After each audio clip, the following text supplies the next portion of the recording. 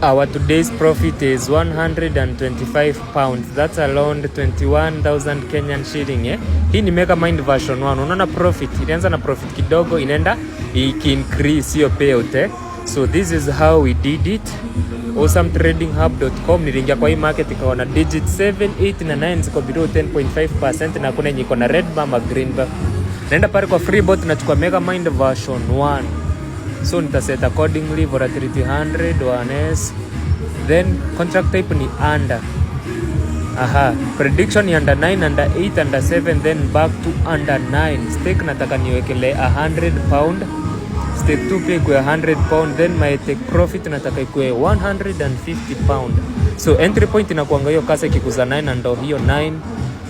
Our first run it's a win, our second run bado tuko na mbogi hapa, kila msee ako shughuli yake. Nice one.